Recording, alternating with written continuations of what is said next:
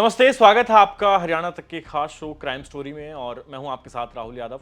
Crime story में दोस्तों आज बात करेंगे टेनिस प्लेयर राधिका यादव के मर्डर की। कल जब ये स्टोरी हरियाणा तक पर आपने देखी तो उस वक्त इस स्टोरी में बहुत सारी डिटेल जो है वो सामने नहीं आई थी। केवल इतना पता लगा था कि एक बाप ने अपनी बेटी को गोलियां मारी हैं और उससे उसकी मौत हो गई है। लेकिन अब इस केस में कई जो परतें हैं वो खुलकर सामने आई है। एक एक करके आपको इस वीडियो में बताएंगे कि ये हत्या क्यों की गई है, हत्या में अभी तक की जो कहानी सामने आ रही है उस पर क्या सवाल उठ रहे हैं और राधिका यादव आखिर कौन सी ऐसी रील्स बनाती थी जिसके बारे में कहा जा रहा है कि पिता नाराज थे, या फिर एक थ्योरी जो पुलिस दे रही है, जो एफआईआर में भी है कि बाप इस बात से भी नाराज था कि उसे ये ताने मिलते थे सुनने को कि तू बेटी की कमाई खा रहा है, और इन तानों से तंग आकर उसने अपनी बेटी को गोली मार दी। तो सबसे पहले शुरुआत करते हैं कि ये जब पूरा इंसिडेंट सामने आया तो इसमें जो एफआईआर लिखाई गई है वो एफआईआर जो राधिका के चाचा है उसने लिखाई है, उसके बयान के आधार पर एफआईआर है। और उस एफआईआर को मैं आपको पढ़कर सुनाता हूं जिससे आपको पता लगेगा कि परिवार ने पुलिस में शिकायत क्या दी है, जिस शिकायत के आधार पर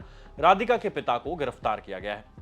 तो राधिका के चाचा कुलदीप यादव ने जो पुलिस को बयान दिया है उसमें उन्होंने बताया है कि मैं कुलदीप यादव पुत्र ईश्वर सिंह निवासी जी 156 ग्राउंड फ्लोर सुशांत लोक पार्ट 2 सेक्टर 57 गुरुग्राम का रहने वाला हूं। हम दो भाई हैं। मेरा बड़ा भाई दीपक अपने बच्चों सहित फर्स्ट फ्लोर पर रहता है और मेरा लड़का पीयूष यादव व मेरी लड़की अनमोल यादव व मेरी पत्नी सीमा यादव हम नीचे ग्राउंड फ्लोर पर रहते हैं।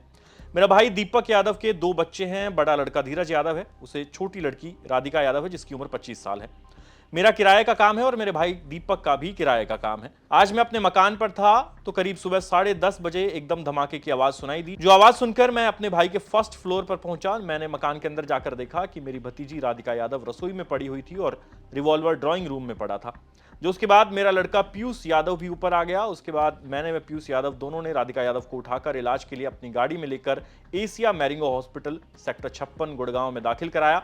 डॉक्टर साहब ने चेक करने पर मेरी भतीजी को मृत घोषित कर दिया। मेरी भतीजी को गोली लगी हुई थी। मेरी भतीजी राधिका टेनिस की बहुत बड़ी खिलाड़ी थी जो कई बार ट्रॉफी जीत कर लाई थी, लेकिन मेरी भतीजी राधिका की मौत हुई है। उस मौत से मैं हैरान हूं कि इसकी हत्या क्यों की गई। मैं फर्स्ट फ्लोर पर गया था, उस समय मेरा भाई दीपक, मेरी भाभी मंजू यादव व मृतका राधिका यादव ही ऊपर मौजूद थे फर्स्ट फ्लोर पर। मेरा भतीजा धीरज यादव उस घटना के समय वहां पर नहीं था। ऊपर 3 ही सदस्य थे।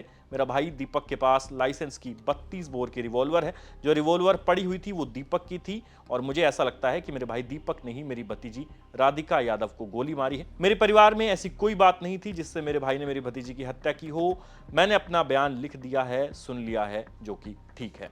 तो राधिका के चाचा कुलदीप यादव ने यह बयान दिया है जो एफआईआर से पढ़कर मैंने आपको सुनाया है। और इस बयान में इंपॉर्टेंट चीज अगर आप देखेंगे जिसको हाईलाइट किया गया है वो ये है कि कुलदीप यादव ये बात कह रहे हैं अपने बयान में कि ये मर्डर जो है वो मेरे भाई ने किया, यानी कि जो पिस्टल है जिससे मर्डर किया गया, गोलियां मारी गई, वो पिस्तौल मेरे भाई की है। लेकिन वो ये भी बात लिखवाते हैं एफआईआर में कि जिस समय मर्डर हुआ उस समय मेरा जो भतीजा यानी राधिका का जो भाई है वो वहां पर मौजूद नहीं था। तो ये अपने आप में एक बड़ा सवाल है कि क्या इस मामले में घर के और लोग भी इन्वॉल्व है क्या? क्यों ये कहा जा रहा है कि घर का बेटा राधिका का भाई धीरज यादव उस वक्त घर में नहीं था? केवल राधिका के पिता, राधिका की मम्मी और सिर्फ राधिका वहां पर फर्स्ट फ्लोर पर मौजूद थे, जो कि चाचा ने एफआईआर में अपने बयान में पुलिस को बताया है। एफआईआर को आगे पढ़कर सुनाऊंगा जिसमें जो मां है मृतका की उसका भी एक बयान है, उसका जिक्र है। उसको पढ़कर भी कई सवाल खड़े हो रहे हैं कि आखिर एक मां इस तरह बात कैसे कर सकती है। तो एफआईआर के अगले हिस्से को पढ़ते हैं। अभी जो एफआईआर का हिस्सा मैं आपको पढ़कर सुना रहा हूं वो दरअसल पुलिस ने इस मामले में क्या कार्रवाई की, घटनास्थल पर पहुंचकर उस पूरी कार्रवाई का इसमें ब्यौरा लिखा है। तो पुलिस की ओर से जो कार्रवाई की गई है, यानी कि पुलिस बयां कर रही है कि जब घटनास्थल पर पुलिस के लोग पहुंचे, किस तरह तमाम चीजें कलेक्ट की, क्राइम सीन पर क्या माहौल था और किसने पुलिस को क्या बताया। तो ये चीज मैं आपको पढ़कर सुना रहा हूं। तो सबसे पहले इसमें जो पुलिस की ओर से लिखा गया है वो ये है कि किस मामले में जो फिंगरप्रिंट एक्सपर्ट है उनकी कार्रवाई के बाद जो पिता की रिवॉल्वर है उसे खोलकर चेक किया गया, जिसके अंदर 5 खोल थे, एक जिंदा कारतूस था और वारदात में इस्तेमाल रिवॉल्वर, एक जिंदा कारतूस और घटनास्थल पर पड़ा खून व स्वैब के अलग अलग पुलिंदे तैयार करके अलग अलग फर्द द्वारा पुलिस के कब्जे में ले लिए गए। और मौके पर ही आरोपी दीपक यादव से गहनता से पूछताछ की गई, जिसने पूछताछ में बतलाया कि मेरी लड़की राधिका टेनिस की प्लेयर है और नेशनल तक खेली है, काफी ट्रॉफी जीत कर लाई है। जो कुछ दिन पहले मेरी लड़की के कंधों में इंजरी होने के कारण खेल नहीं रही थी, उसने अपनी एकेडमी खोल रखी थी, बच्चों को कोचिंग देती थी। जब मैं गांव में दूध लेने के लिए वजीराबाद जाता था तो लोग मुझे कहते थे कि आप लड़की की कमाई खाते हो, जिससे मैं काफ़ी परेशान था। लोग मेरी लड़की के चरित्र पर भी उंगली उठाते थे। मैंने अपनी लड़की से कहा कि आप टेनिस की एकेडमी खोल रखी है, इसको बंद कर दो, लेकिन मेरी लड़की ने एकेडमी बंद करने के लिए मना कर दिया। मेरे दिमाग में यही टेंशन रहती थी जो मेरे मान सम्मान को ठेस पहुंचती थी। इससे मैं काफ़ी परेशान था और टेंशन में था, और इसी टेंशन के कारण मैंने अपनी लाइसेंसी रिवॉल्वर निकाल कर, जब मेरी लड़की राधिका रसोई में खाना बना रही थी, तो मैंने अपनी लड़की राधिका यादव की कमर पर पीछे से 3 गोलियां मारी। मैंने ही अपनी लड़की की हत्या की है। और लड़की के पिता ने आगे बताया कि घटना के समय मैं व मेरी पत्नी मंजू यादव व मेरी लड़की मृतका राधिका, हम 3 ही हाजिर थे। मेरा लड़का धीरज यादव प्रॉपर्टी डीलर के ऑफिस में गया हुआ था। जो मौके पर आरोपी की पत्नी मंजू यादव से कई बार कहा कि आप अपने बयान लिखवा दो, लेकिन मंजू यादव ने अपना बयान नहीं लिखा और मना कर दिया, और मौखिक तौर पर कहने लगी कि मुझे तो बुखार था, मैं कमरे में लेटी हुई थी, मुझे पता नहीं कैसे क्या हुआ, और मुझे यह भी पता नहीं कि मेरे पति ने मेरी लड़की की हत्या क्यों की है। मेरी लड़की राधिका यादव का चरित्र ठीक था, फिर भी मेरे पति ने इसकी हत्या क्यों की। तो अभी आपने सुना कि पुलिस ने जब राधिका की जो मां है उससे बयान लिखाने को कहा तो मां मना कर देती है, और ये पूरा वाकया घटित हो रहा है क्राइम सीन, जो फर्स्ट फ्लोर है, इस परिवार का घर है, वहां पर पुलिस पहुंची है। तो पुलिस के सामने मां जो है किसी भी तरह का बयान लिखाने से मना कर रही है, लेकिन मौखिक तौर पर मां कहती है कि मुझे नहीं पता, मुझे बुखार था, मैं तो अंदर लेटी हुई थी, मुझे नहीं पता कि किसने मारा, कैसे हुआ, मेरे पति ने क्यों मारा, मेरी बेटी का चरित्र भी ठीक था, मुझे नहीं पता कि हत्या क्यों की गई है। तो मां का ये रवैया भी अपने आप में सवाल खड़ा करता है कि आखिर जो राधिका की मां है मंजू यादव, वो क्यों कुछ भी लिखित में देने को तैयार नहीं थी, क्यों वो ये कह रही थी कि मुझे बुखार था। क्योंकि अगर घर में झगड़ा हो रहा था, जैसा कहा जा रहा है कि लंबे समय से झगड़ा होता था, टेनिस एकेडमी बंद करने की पिता कहते थे, लेकिन बेटी मानती नहीं थी, और फिर एक के बाद एक 3 गोलियां चलती हैं, तो मां अंदर कैसे लेटी रही, क्यों मां बीच बचाव को आगे नहीं आई।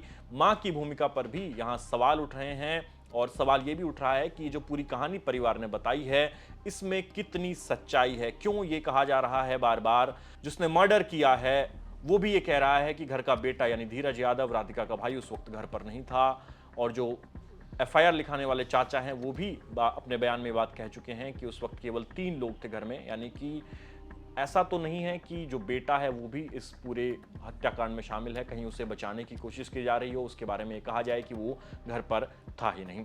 अब इस मामले में जो 2 थ्योरी चली, वो पहली थ्योरी आपको बताई जो पुलिस की एफआईआर में भी दर्ज है कि टेनिस एकेडमी जो थी उसको बंद करने को लेकर पिता और बेटी में विवाद था, और पिता को ये ताने सुनने को मिलते थे कि बेटी की कमाई खा रहा हूं, और इससे वो परेशान था। यानी कि पिता का जो गुरूर था, जो घमंड था, उसको ठेस पहुंचती थी, आत्मसम्मान को ठेस पहुंचती थी, ऐसा खुद उन्होंने लिखा है एफआईआर में, जिसके चलते उन्होंने हत्या कर दी। लेकिन रील एक थ्योरी आ रही है कि रील बनाने से पिता नाराज थे, और इस एफआईआर में भी जो मैंने आपको पढ़कर सुनाई है, आपने देखा होगा कि एक जगह पर जिक्र था कि जब मैं गांव जाता था दूध लेने के लिए, वजीराबाद ये गांव है, और वहां पर पिता कहता है कि जब मैं गांव में दूध लेने जाता था तो लोग मेरी बेटी के चरित्र पर भी उंगली उठाते थे। तो इसके बाद थ्योरी मीडिया में यह भी आई कि रील बनाने से पिता नाराज था, पिता चाहता था कि राधिका यादव ये सब ना करें, छोड़ दें, क्योंकि उसको ये पसंद नहीं है। तो जो रील वाली थ्योरी है उसको लेकर भी अपने आप में कई सवाल खड़े हो रहे हैं। सबसे पहला और सबसे इंपॉर्टेंट सवाल यही है रील वाली थ्योरी का कि अगर राधिका रील बना रही थी तो फिर उसकी कोई सोशल मीडिया प्रेजेंस क्यों नहीं है। क्या राधिका के सोशल मीडिया अकाउंट्स डिलीट किए गए हैं? क्योंकि हमने भी खूब छानबीन की और कहीं पर भी किसी भी मीडिया रिपोर्ट में आप देखेंगे तो राधिका यादव का कोई सोशल मीडिया अकाउंट कहीं नहीं मिला। तो अपने आप में यह बात जरूर सवाल खड़ा करती है कि राधिका यादव जब रील बना रही थी और पिता को रील बनाने से दिक्कत थी या उसकी मॉडलिंग से दिक्कत थी, किसी भी चीज से, तो राधिका यादव की सोशल मीडिया अकाउंट्स कहां चले गए? क्या उनको किसी ने डिलीट किया है? क्या सुनियोजित तरीके से इस पूरे हत्याकांड को अंजाम दिया गया है?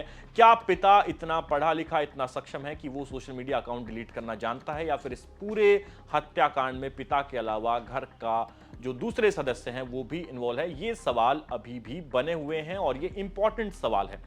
साथ ही जो राधिका यादव की कुछ तस्वीरें सामने आई, सबसे पहले तो एक तस्वीर आई जिसमें वो जो स्पोर्ट्स खेलती हैं टेनिस, उसमें उन्होंने एक ट्रॉफी जीती, वो तस्वीर हर जगह चल रही है। लेकिन उसके बाद उनकी कुछ और तस्वीरें सामने आई और ये तस्वीरें जो आप इस वक्त हमारी स्क्रीन पर भी देख रहे हैं, ये एक गाने से ली गई है। कारवां नाम का एक गाना जिसमें राधिका यादव ने मॉडलिंग की थी और इनाम नाम का एक सिंगर है जो टीवी एक्ट्रेस है, करीबन 8-9 साल से वो इंडस्ट्री में काम कर रहा है। उसके साथ करीब 1 साल पहले ये गाना शूट किया था इनाम और राधिका यादव ने।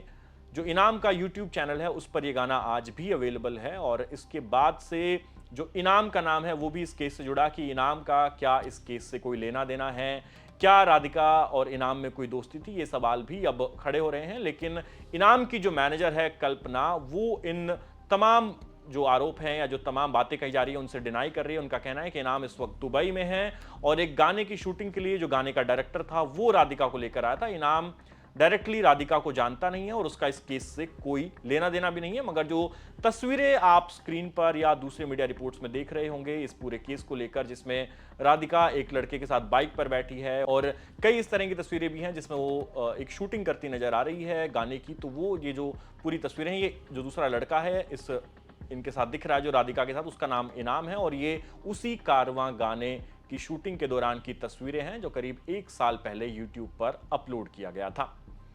तो ये जो पूरी कहानी है हमने आपको बताई है और इन तमाम सवालों के जवाब जानने के लिए हमने कोशिश की परिवार से बात करने की, लेकिन परिवार बात करने को तैयार नहीं है। पिता को अरेस्ट कर जेल भेज दिया गया है, शव का पोस्टमार्टम चल रहा है, आज अंतिम संस्कार भी हो जाएगा। लेकिन हमने जब परिवार ने बात करने से मना किया तो हमारे रिपोर्टर नीरज वशिष्ठ ने कोशिश की कि इन तमाम सवालों को लेकर पुलिस से बात की जाए कि पुलिस जो है वो क्या बता रही है। तो एक बार सुनिए कि एसीपी यशवंत ने इन तमाम एंगल्स पर जो जांच को लेकर सवाल उठ रहे हैं उन पर हमारे संवाददाता नीरज वशिष्ठ को क्या कुछ बताया है। हेलो, नमस्कार सर। अच्छा सर, एक छोटी सी बात पूछना चाहूंगा मैं आपसे। जी। वो जो रील थी इनामुल हक के नाम से है जिसमें राधिका अच्छा। दिखाई दे रही है, तो सर अच्छा क्या जी। ये या क्या सिर्फ मुसलमान करके उनके परिजन नाराज थे कि भी तूने उसके साथ क्यों बनाई, या फिर रील्स को लेकर नाराज थे कि तूने रील्स बनाई क्यों आखिर? नहीं, रील से नाराज नहीं थे, मुसलमान एंगल नहीं था, लेकिन इसमें ये था कि भाई वो जो गांव के लोग कहते थे कि भाई तेरे पास तो बहुत पैसे आने वाले हैं, पैसे बेटी भी कमा रही है, तो इस प्रकार के टोंट मारते थे, तो वो मानसिक रूप से बीमार हो गया। 15 दिन से इसी बात पे सोचता रहा कि मैं जहां जाता हूं तो हर आंख मेरे को यही देख रही है कि हाँ बेटी का पैसा कम, बेटी से पैसा कमवा रहा है। तो वो उसको ना रिपीटेडली यही ख्याल आते हैं कि भाई तू सामाजिक रूप से तेरा बहुत ज्यादा ह्रास हो गया है। और बस वो एकांत में बैठ के परेशान होता गया और लास्ट में ये जब अति हो गई उसके दिमाग की तो उसने बेटी को मार दिया। मर्डर हुआ 10:30 बजे, गुड़गांव पुलिस को इन्फॉर्मेशन मिली 1 बजे, और उस दौरान क्या रहा, क्या कुछ रहा, क्या कुछ करते रहे ये लोग? क्योंकि नेशनल प्लेयर रही है सर वो टेनिस की। अब जी जी। नेशनल प्लेयर का एक पोर्टफोलियो होता है सर, सोशल मीडिया का खुद का उसका, जो कि हम्म सोशल मीडिया इन्फ्लुएंसर बनना चाहती थी। अब सोशल हम्म। मीडिया अकाउंट उसके पूरी तरह से डिलीट कर रखे हैं सर। क्या लगता नहीं है आपको कुछ और एंगल भी इसमें जुड़ सकता है? हम इन चीजों को सारों को वेरीफाई करेंगे, ये पार्ट ऑफ इन्वेस्टिगेशन है नीरज भाई। नहीं, ये आपके इन्वेस्टिगेशन का हिस्सा है सर, क्योंकि देखिए सर, सोशल अभी मीडिया अकाउंट सबने खंगाला, कहीं कुछ नहीं मिला, ना गूगल पे मिला, ना फेसबुक पे मिला, ना इंस्टाग्राम पे मिला। भाई, एक ऐसी लड़की जो कि अपने चोट लगने के बाद से खुद को असहज महसूस कर रही थी, उसने सोशल हम्म मीडिया एक्टिविस्ट बनने की कोशिश की या इन्फ्लुएंसर बनने की कोशिश की, तो जाहिर सी हम्म बात है ना सर, इतने सारे मेडल जीते। अब वो मेडल जीतने के बाद तो हर आदमी को खुशी होती है कि यार, अगर मुझे मान लीजिए आप इंस्पेक्टर से एसीपी बनते हैं तो भी सर वो फोटो अपना पोस्ट करता है हर आदमी कहीं ना कहीं, है ना सर? तो वो इस तरह की अगर कोई नेशनल प्लेयर है तो उसका नहीं सोशल नहीं, मीडिया अकाउंट तो जाहिर पता सी क्या, बात है 1,00,000% होना चाहिए था। तो लगता नहीं कि किसी ने डिलीट किया वो अकाउंट, ऐसा लगता है सर आपको? इस एंगल पे हम अभी करेंगे, लेकिन इसमें कोई इफ बट नहीं है। ये सिंपल जो मैंने बताया यही रीजन है कि वो उसके शोल्डर इंजरी होगी, उसका करियर एज ए प्लेयर खत्म हो गया। उसके हम्म बाद उसने कहा कि पापा 2.5 करोड़ रुपए लगाए हैं आपने मेरे पे। हम्म। और उसके बाद क्योंकि लोग आजकल ये कौन सा एलविस यादव है उसी के गांव का ही है, उसको हाँ, देख उससे के मिली भी है सर शायद ये। हाँ हाँ, तो एलविस को चाचा भाई है एलविस ऐसे लगता है, तो उसको देख के लग रहा था कि भाई मैं भी ऐसे पॉपुलर हो सकती हूँ, अर्न कर सकती हूँ।